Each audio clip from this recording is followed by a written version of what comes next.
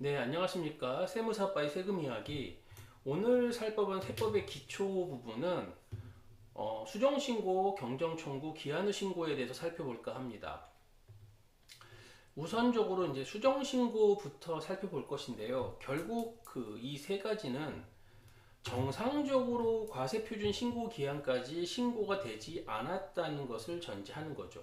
그렇죠? 무슨 말이냐면 수정 신고라는 것은 당초에 신고하긴 했어요. 당초 처음에 신고를 했는데 이 신고가 작게 신고된 겁니다. 과소 신고가 된 거죠. 예를 들어 100을 신고하는 게 맞는데 당초 신고를 얼마밖에 안 했어요? 60밖에 안 했습니다. 세금을. 따라서 추가로 40을 더 증액시켜서 100으로 신고하겠다. 즉 수정 신고는 뭐냐면 증액, 우리가 처음에 신고한 게 잘못됐다. 잘못됐기 때문에 세액을 증액시켜서 신고하겠다. 이게 수정신고의 개념이고, 뒤에 나와 있는 경정 등의 청구는 오히려 반대겠죠. 경정 청구의 경우에는 당초에 세금을 너무 많이 했어요. 100만큼 했어요. 그런데 보니까 60으로 하는 게 맞는 겁니다. 그래서 이렇게 줄여서, 이건 뭐죠? 감액. 감액이 뭐예요? 감액은 세금을 줄여달라고 얘기하는 거죠. 자, 감액은 뭐죠? 세금을 줄여달라. 세금을 줄여서 경정 등의 청구는 뭐예요? 세금을 돌려달라는 거죠. 우리가 너무 많이 냈으니까 세금을 돌려주세요. 세 번째 마지막 볼 기한 후 신고는 당초 신고 기한까지 신고를 못했어요. 여러 어떤 사유를 가지고 알고 못했던 어떤 이유 때문에 못했든지 간에 신고 자체를 할 수가 없었다. 그래서 기한을 넘겨서 기한 후 신고를 했다. 이제 이런 개념이 되는 거죠. 어쨌든 과세관청 입장에서는 이렇게 자발적인 어떤 수정신고, 그리고 기한 후 신고, 이건 어쨌든 세금을 내겠다는 거잖아요. 수정신고는 세금을 증액하는 거고, 기한 후 신고는 세금 신고를 못해서 납부도 못했지만 늦게라도 신고 납부를 하겠다는 거니까 어쨌든 과세관청 입장에서는 당연히 가산세 등을 줄여줌으로써 어떻게 해요? 이 신고를 자발적인 어떤 신고를 유도할 필요가 있는 거죠. 당연히 그렇죠. 그래서 뒤에서 그것도 살펴보기로 할게요. 일단 수정신고부터 보면 수정신고는 이미 신고한 과세표준과 세액이 작게 신고했어요. 따라서 어떻게 한다? 증액해서 높여서 세금을 높여서 신고를 하겠다는 거죠. 그러면은 언제까지 할 수 있느냐? 결국 이제 법정 신고 기한까지 했어요. 환차 및 또는 기한 후 신고를 했어요. 늦게라도 기한 후 신고를 했습니다. 그런데 하고 보니까 과소한 거예요. 작게 신고한 거죠. 그러면 자, 언제까지 있어요? 할 수 있냐면 해당 국세 과세표준과 세액을 결정 또는 경정하여 통지하기 전까지, 네, 과세관청이 이 작게 신고한 세금을 알아서 결정 경정에서, 결정은 최초로 세금을 산정하는 거고 경정은 다시 산정하는 거죠. 이렇게 산정해서 통지하기 전까지 할 수 있죠. 근데 당연히 뭐가 들어가야 돼요? 국세부가의 제척 기간이 끝나기 전까지. 네. 국세부가의 제척 기간이 끝나면요. 국세를 부과할 수 있는 모든 게 끝났기 때문에 당연히 이 제척 기간이 지나서는 할 수가 없죠. 그래서 수정신고는 국세부가의 제척 기간이 끝나기 전까지 수정신고서를 제출할 수 있습니다. 네. 그러니까 상당히 기간이 좀 길죠. 길다기보다는 과세관청이 과세하기 전까지 언제든지 할 수 있다. 단 국세부가의 제척 기간이 끝나기 전까지 수정 신고를 할 수 있다. 이제 그렇게 되는 거고요. 그러면 이때까지 수정 신고하게 되면 되는데, 그럼 수정 신고를 어떤 효력이 있느냐? 둘로 갈라집니다. 정부 부가 제도는 어차피 이거는 협력 의무죠. 정부 부가 제도는 신고라는 게 협력 의무지 확정력이 없다라고 우리가 전에 설명을 다 드렸었고, 그러므로 정부 부가 제도는요, 이거 수정 신고해도 효력이 없어요. 그러나 신고 납세 제도의 경우에는 원래 확정력, 1차적 확정력이 있거든요. 납세자가 한 신고가 확정이 되고 확정력이 존재하다 보니까 마찬가지로 수정 신고를 하게 되면 마찬가지로 증액하여 확정하는 효력을 갖게 됩니다. 네, 수정 신고하게 되면 당초 신고도 확정력이 있었으니까 얘도 마찬가지로 증액하여 확정하는 뭐죠? 효력을 가지게 되는 거죠. 그래서 수정 신고는 신고 납세 제도를 취하는 세목의 경우에는 네, 확정력이 있습니다. 자, 경정 등의 청구 설명드린 대로 뭐죠? 이미 신고 결정 경정된 과세 표준 및 세액 등이 과대해요. 너무 많이 냈어요. 너무 많이 냈으니까 어떻게 해요? 돌려주세요 라고 하는 게 경정 청구죠. 그러면 경정 청구는 이제 두 가지가 있는데 통상적인 경정 청구. 네. 이미 법정 신고 기한까지 신고 다 했어요. 그 다음에 기한 후 신고도 다 했습니다. 했는데 가만히 살펴보니까 했는데 너무 많이 신고 납부를 한 거예요. 원래 법정 신고 기한까지 정규 신고를 너무 많이 신고 납부했고 기한 후 신고를 했더니 보니까 너무 많이 신고 납부한 거죠. 그러면 언제까지 할 수 있느냐? 법정 신고 기한이 지난 후 5년 이내에 청구할 수 있어요. 네, 이미 신고를 했다면 너무 많이 했다.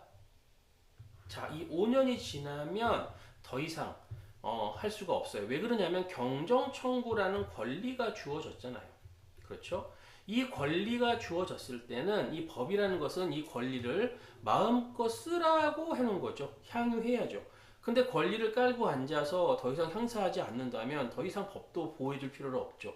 그래서 뭐 권리 위에 잠자는 자는 보호받지 못한다. 이런 법리에 의해서 이 통상적인 경정 청구 요건은 법정 신고 기한이 지나고 자 언제요? 5년 이내 하지 않으면 자 경정 청구를 더 이상 할 수가 없습니다.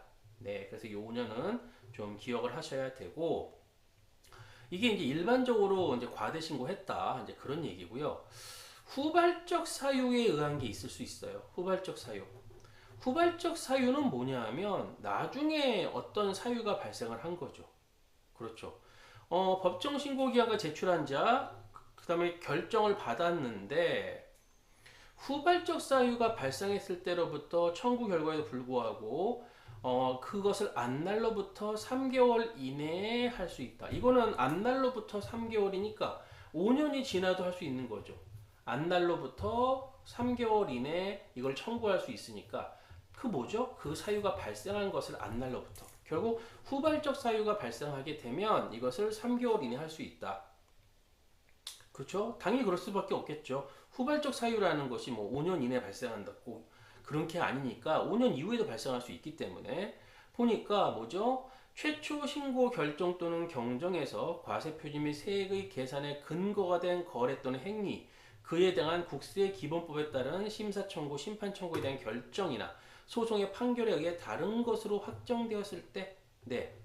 처음 세금이 100이라고 나왔을 때 근거가 된 어떤 거래나 행위 이런 게 있을 거 아닙니까? 그렇죠.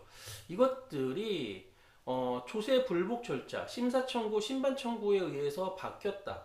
이 100이 아니라 이것이 50으로 바뀌었다. 또는 소송의 판결에 의해서 다른 것으로 바뀌었다면 당연히 세금이 줄었겠죠. 이렇게 후발적 사유, 즉 불복 절차라든가 소송에 의해서 바뀌었다면 당연히 그 사실을 안날로부터 언제요? 3개월 이내에 할 수 있다.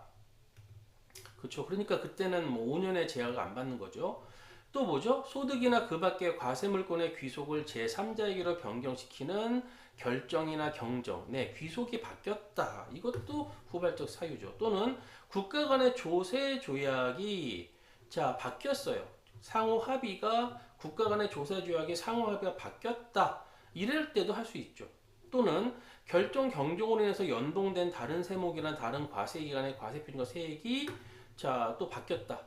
뭐 그럴 수 있어요. 어떤 손익의 귀속 시기에 따라서 어느 연도는 늘어나고 어느 연도는 줄어들고 그럴 때 당연히 그것으로 인해서 신고해야 할 과세 표준과 세액이 초과할 때 이것도 후발적 사유라는 거죠. 또는 1에서 4와 같은 일정한 사유가 국세의 법정 기간이 지난 후에 발생하였을 때, 그렇죠. 이런 것들이 뭐냐면 후발적 사유에 의한 경정 청구라는 것을 할 수 있다는 얘기죠. 자, 그 다음 볼 게 뭐죠? 기한 후 신고입니다. 기한 후 신고. 기한 후 신고는 말 그대로 법정 신고 기한까지 신고하지 않았어요. 그랬을 때, 자, 과세관청이 세액을 결정해서 통지하기 전까지 기한 후 신고를 할 수가 있어요.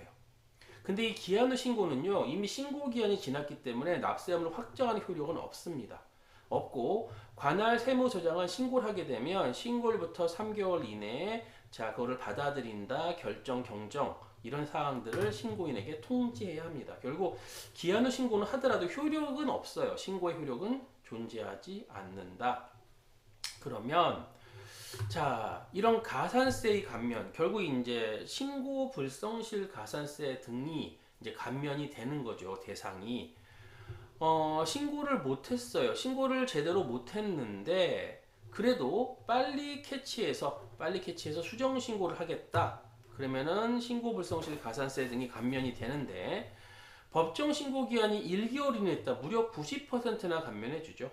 3개월 이내에 했다 75%, 6개월 이내에 했다 50%, 1년 이내에 했다 30%, 1년 6개월 이내에 했다 20%, 2년 이내에 했다 10%를 감면해 줍니다. 이것은 뭐냐면 빨리 최대한 자진해서 증액 신고를 해라 그 얘기죠.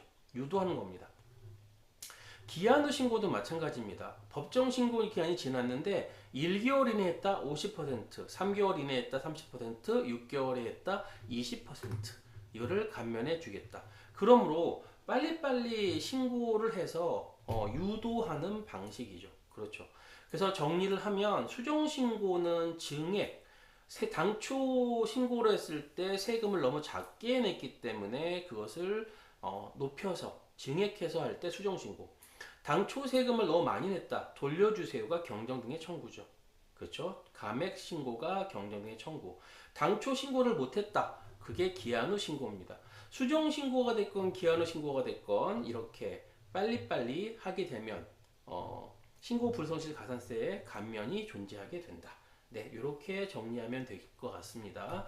자, 이번 시간도 여기까지 하고요. 다음 시간에 찾아뵙도록 하겠습니다.